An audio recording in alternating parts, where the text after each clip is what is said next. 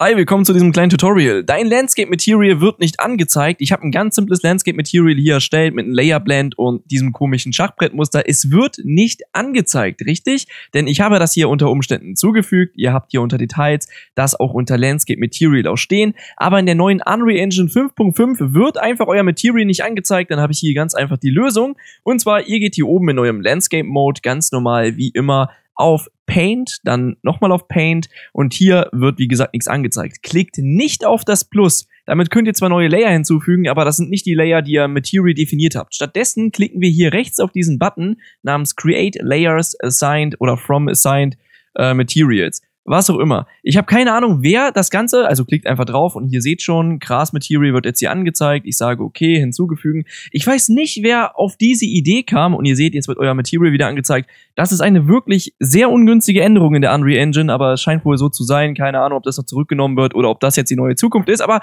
wie auch immer, ihr wisst jetzt zumindest, wie das Ganze geht. Wie gesagt, so könnt ihr alle eure Layer hinzufügen. Die sollten auf einen Schlag mit diesem Button hier hinzugefügt werden. Haut rein, bis zum nächsten Mal. Ich hoffe, euch hat das weitergeholfen. Wenn ihr Fragen zu dem Thema habt, einfach unten in die Kommentare. Wenn es andere Änderungen gibt, die ich noch nicht kenne, auch die gerne unten in die Kommentare. Haut rein!